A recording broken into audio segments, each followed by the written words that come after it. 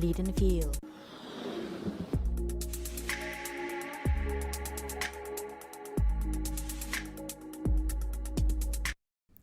Hello everyone. In this episode, I will be discussing and talking about being direct, giving clarity and setting clear expectations. It may sound obvious and cliche, the whole importance of being clear, of giving clear instructions or clear commands or requests, but let me share with you my story and my path, especially when reading a book called Radical Candor, which helped me twist the approach to it. The more I work on this podcast, read stuff, talk to you, talk to other people around me, the more I just realize that business world and private life have so many things in common. At least that's how I've been living it lately. And you don't have to behave so much differently when you enter the office space or simply when you close the laptop. So many teachings and learnings are very much applicable both at home and at work. And the same goes about clear expectations, feedback, empathy, and so on. So, coming back to Radical Candor, where the sentence, "You are not mean, you are clear," very much stuck in my head forever. If you haven't read this book yet, please check it out. Very smooth read, yet written so on point with very tangible and actionable remarks about behavior and mindset when being a leader, manager, and building relationships with your team. In the very, very big helicopter view, the book's idea is simple. To be a good boss, to be a good leader, you need to care personally and challenge directly as well. So basically, adding empathy and being a human when challenging and driving performance in others, which I loved and spoke to me so much, right? Finally, again, another reminder that you have to be a human being with empathy, with compassion towards your workers. And I hate the notion of we need to be professional when many would refer to let's talk business only and I don't care who you are as a person, just your results. Yeah, and I somehow would not buy this idea. I was indeed missing that depth in the relationship, in the connection between others, also within the office space. So, what about the "you are not mean, you are clear" quote? It's been my mantra since then inside of my head. Whenever I have some fear that I will be rude or I will trigger a conflict when saying or requesting something. Yes, still some remainings when it comes to resistance to conflict, which I devoted a separate episode. Check it out later if interested. So yeah, I think what I learned over these years, clear communication, clear expectations have been the key. People need clarity, people need framework, and as much as I do, whenever I know what's expected of me, whenever I know what I did right, what I did well, according to the other person, I know where I can maneuver, what I should work and what I should focus on. So yeah, it's also applicable to feedback. It has to be clear and specific, yet humane. Obviously, probably most of us have been raised that to receive criticism means to fail and that you basically mean nothing. From that book, what I gathered is you give feedback, doesn't matter negative or positive, just basically neutral communication, information of certain stuff, or you show clarity just because you care. So basically, receiving feedback is kind of for me a reminder that, this person cares about me or cares about my performance, therefore this person is sharing something with me. And I definitely resonate with this approach where, of course, you are a manager and you are paid to do your job, but you also care with empathy, and because of that you give clear remarks, etc. And funny enough, I could not mention the differences in the perception of being direct and straightforward, mostly the cultural ones. Yeah, so coming from Poland and spending most of my adult life in the Netherlands already shook me up a bit in terms of the differences in the communication.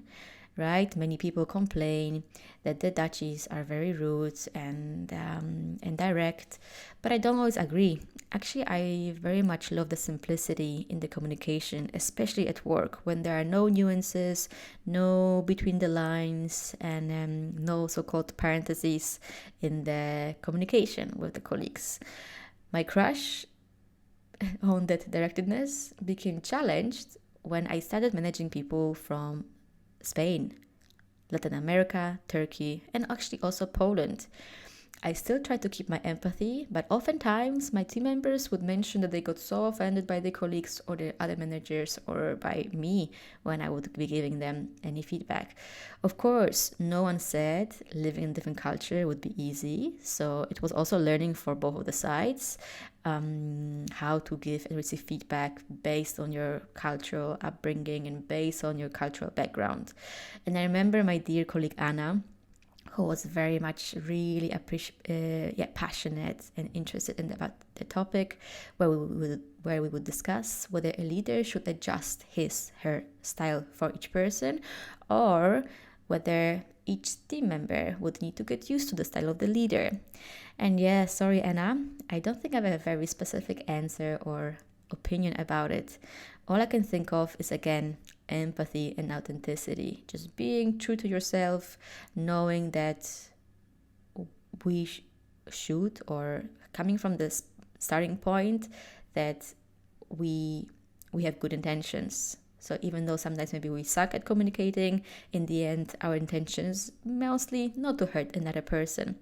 So as a leader, I still want to keep my truth and be who I am, acknowledging any possible growth and improvement areas. But it will be so tiring to keep adjusting to another human being when person A requires direct feedback, person B is super sensitive, and so on. So what I would do basically instead is bringing simply the empathy into the picture, where I take the time to get to know who every team member is, what their strengths are, what their insecurities are, and what their drives and values are. And knowing that would shape how I would lead the conversation, or how I would actually lead the relationship, build that relationship with that person at work without intentionally hurting anyone. So, for example, knowing that Peter is very insecure and needs some encouragement at work because it's his first proper job or first serious project responsibility, then I would try to kind of nourish it and stimulate his performance by encouragement, by approval here and there, to kind of a little bit stimulate him and give him the confidence that he's on the right track. And whenever I would notice his good performance, right, I would mention it to him, as I know how he needed at this point. And another topic is this classical communication within the relationship, right? Where men will not be able to read women's minds, and women are supposed to communicate clearly about their needs. And of course, it is the same valid the other way around, right? We are all responsible for communicating with empathy with the other whenever possible. So I'm not trying to to simplify that men are X, women are Y, but in the end, clarity and being straightforward in a relationship, romantic or friendship, will not give and do any harm.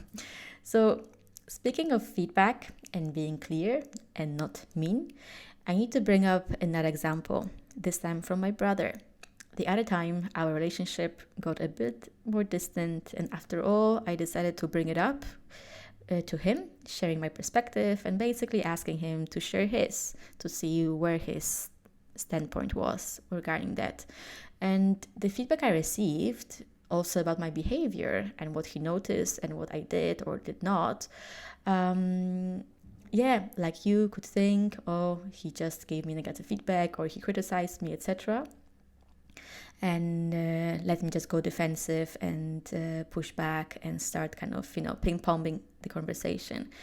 But no, actually, when I read this, of course, there was this a little bit of my, stomach shrinking a little bit and feeling a little bit anxious by reading that information. But I never felt so empowered, inspired, and motivated by the way he communicated that. It was full of empathy and basically him opening his heart, like kind of his inner heart dialogue and clarity.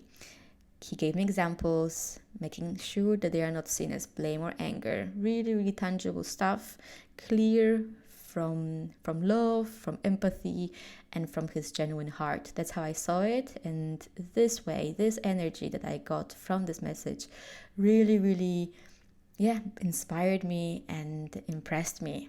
Then indeed, I wanted to be better. I wanted to indeed improve our relationship, just because I felt that he cares about our relationship. He cares about me. And I still have goosebumps when I think of the time. So, I always have a bit of anxiety when reading or listening to long voice messages on WhatsApp, and I procrastinated. So now, my friends, if you don't hear from me immediately, not now, you know why. Not sure why it is the case, but there was this moment of this, I think, introvert part of me that kind of procrastinates giving energy to read your message or to listen to your message. So I remember seeing this message arriving from him, and the notification in my phone, and I think I was preparing for 2 days to listen to it, still with this squeezed stomach. And then in the end, when I got down to it, having finished reading it, my jaws basically dropped, and I felt so connected and so impressed how humane that communication was. And yes, my brother is a very big inspiration for me in many ways, including that part. So you see, all the tips and tricks, fancy business books and trainings, I think they all teach us just basically the life skills, right? That we never get to receive when growing up or in our adult life. It seems like that it's just much fancier and much more acceptable by the society to say or to hear, hey, I'm attending a business coaching or a communication workshop at work or negotiation skills training, rather than just someone saying, hey, I'm joining a workshop to improve my behavior or joining a therapy, right?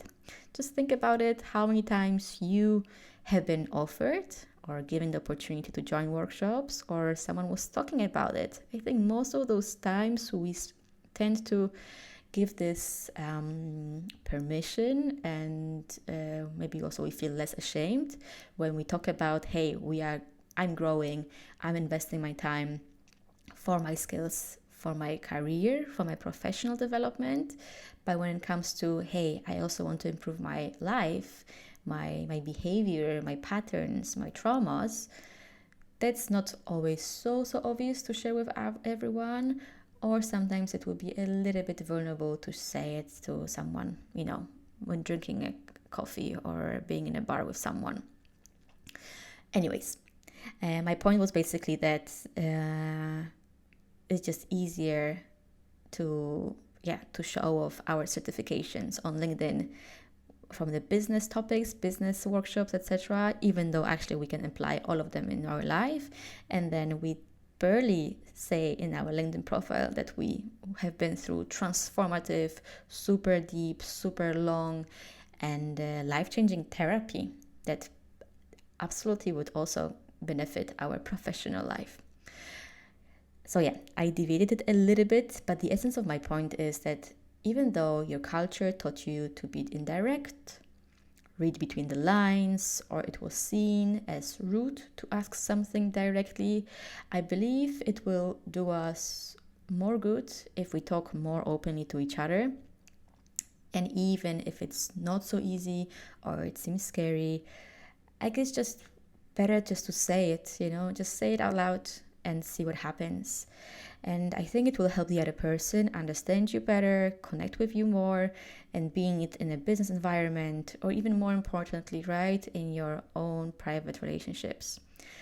So I just would like to finish in here. I'm very curious what you think about these topics, what's your journey has been in terms of communication with different cultures, with different backgrounds, at work, in your private life.